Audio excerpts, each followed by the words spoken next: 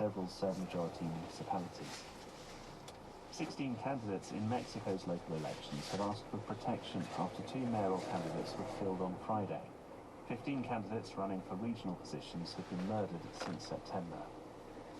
Venezuela's President Nicolas Maduro has accused the United States of failing to respect its promise to lift all of what he called the criminal sanctions imposed against his country if Caracas opened up the electoral process. BBC News. So, how did it happen? Well, actually, that's a really important question. The two countries were essentially enemies. That is, of course, an allegation that has been leveled. Everybody had a different definition of what the problem was. Let's remember the background of all these. Hello, I'm Claire Graham. Welcome to The Explanation from the BBC World Service, where we ask the big questions and try to get you the answers. The social networking site Facebook has been valued at over $1 billion at the end of its first day of trading in New York. The Dow Jones Index broke through the 2,000 barrier for the first time in its history. Traders in Wall Street enjoyed $18 billion in bonuses last year. President Obama has described it as shameful. That is the height of irresponsibility. Shares in the internet search company Google have begun trading on the Nasdaq Technology Exchange. The value of Bitcoin hit its all-time high. Is this the Lehman moment for cryptocurrency? As FTX faces bankruptcy, investors now face billions of dollars in losses. The trading floor of the New York witnessed the rise of dot-com billionaires and the loss of earthly fortunes, creating economic aftershocks throughout the world. But is this source of wealth creation only open to high net worth investors, or can we all get a piece of the action? And how does it work? The BBC's North America business correspondent, Erin Delmore, joins me now. Let's begin, Erin, with the most basic questions. What is the New York Stock Exchange and how did it come about?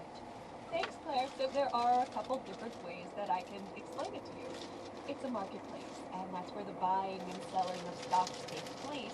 But it's also a physical place. The New York Stock Exchange is in Lower Manhattan. Largest stock exchange in the world by market capitalization. 1792 is what it considers its founding year. And put that in context here, the US was less than 20 years old at that point, and the country had just gone through its first financial panic. So a group of 24 stockbrokers signed something called the Buttonwood Agreement that outlined the rules for trading stocks, and it basically pumped up the public's confidence in the markets. So that's the founding year, and that's the agreement that they point to. As the largest exchange in the world, how much is it worth today?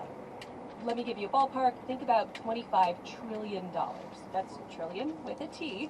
There's a reason why it's the largest in the world.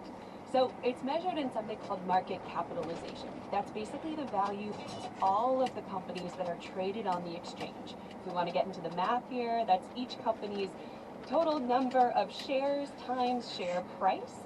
But think about it as worth, as value. Well, can we talk about some key terms? And I suppose the first one we want to start with is, what exactly is? They own stock, and stock is an ownership stake in a company. So if you're a shareholder, you're a part owner. And that means that you partly own the company and its earnings and its assets. And as a shareholder, you can get something called a dividend. That's when you get a share of the company's earnings. And so you can think of shareholders as people who buy and sell small pieces of companies.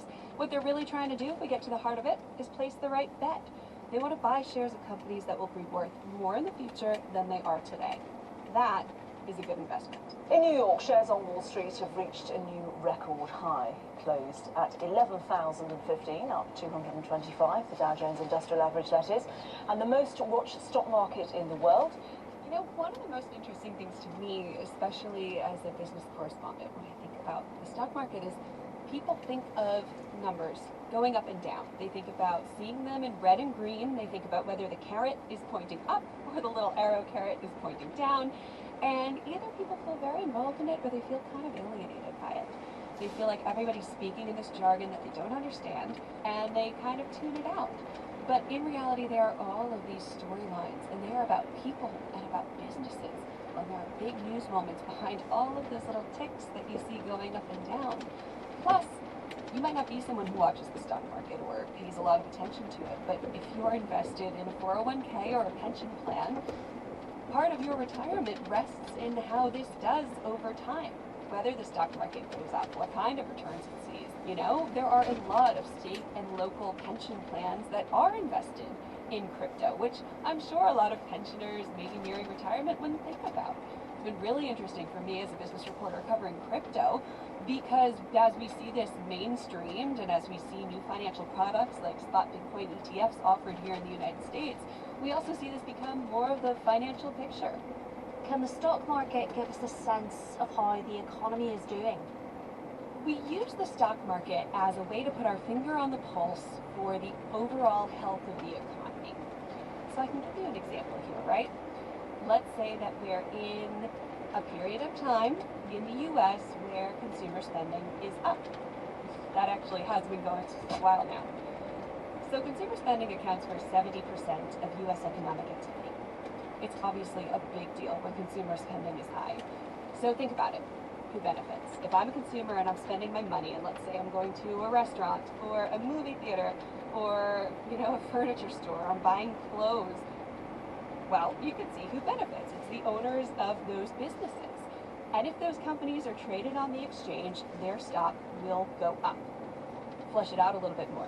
If they're doing well, they might employ more people, do more hiring. They might give out higher wages to their employees, right? And when wages are up and people are working, people have more money to spend, and then they go spend at other businesses. And now we have this little cycle. And the same is also true in the other direction, right? If people aren't spending money, companies make less money, and then we can see their share prices go down if it's a publicly traded company.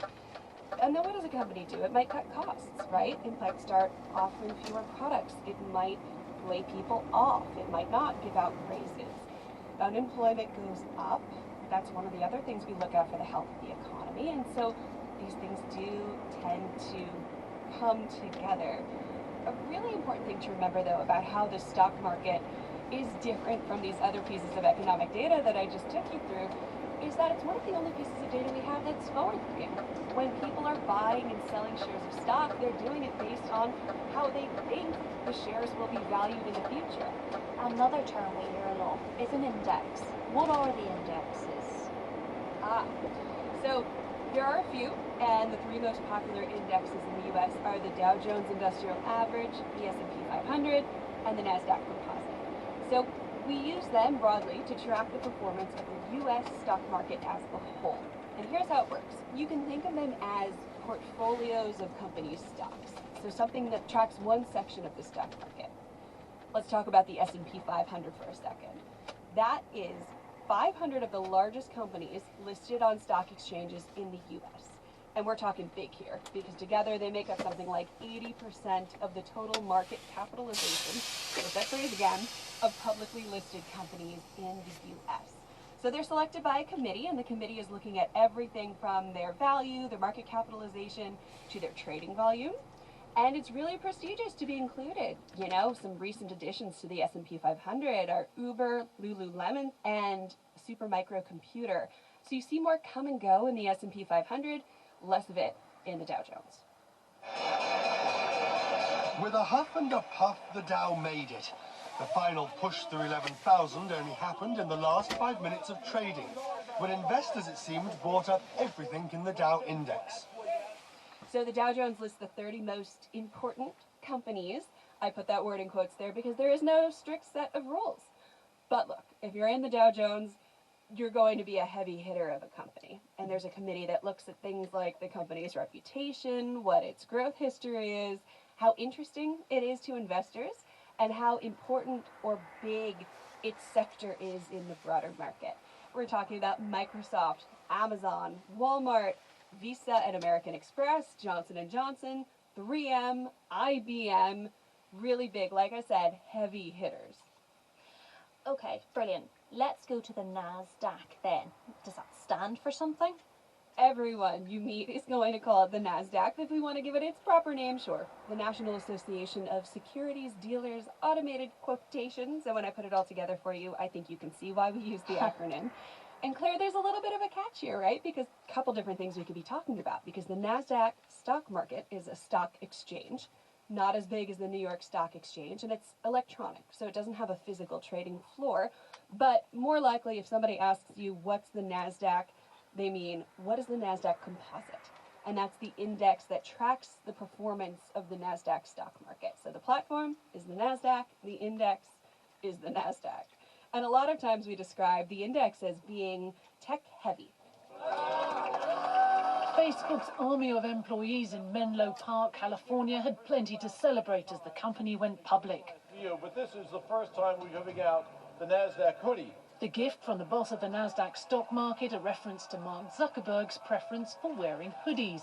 And he can afford many more. He's now worth an estimated $19 billion. A lot of times when a company does something called an initial public offering, it's because they want to raise money to grow. You know, if I have my small business and I've tapped into my nest egg, well, how am I going to make my business bigger? So they sell shares of stocks and they sell them for the highest price that they can get.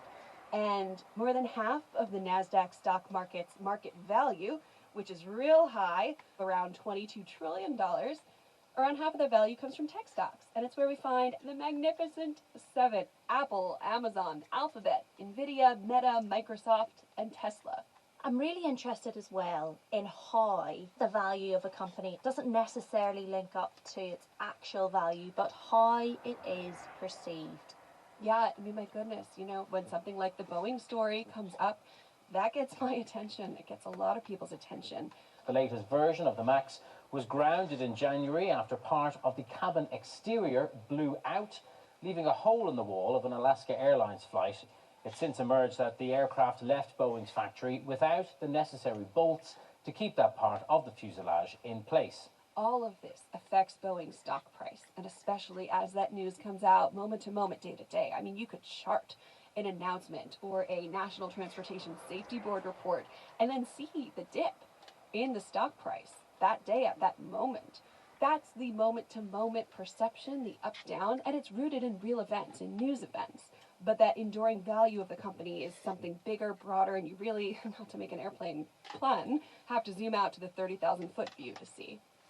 Suppose as well, when you're looking at the market, Erin, does a booming stock market go hand in hand with a booming economy? Yeah, and also companies can have different moments than the economic environment around them. I mean, I'm thinking back in recent history to the pandemic, where the economy as a whole was in tough shape initially. You know, people were out of work, people lost their jobs, or their jobs changed, their companies brought in less money. I mean, that was a very hard economic moment globally. But if you're a tech company that takes off... So let's now get down to business. How many Zoom calls have you been on in recent weeks? For some, it's too many to count, and that's why the company has reported results that beat all expectations. That's a good example where, you know, something in the stock market can be really different from the broader economic moment going on right now. The stench of greed still lingers at the heart of the financial storm. You might have thought they'd be picking through the scraps here on Wall Street.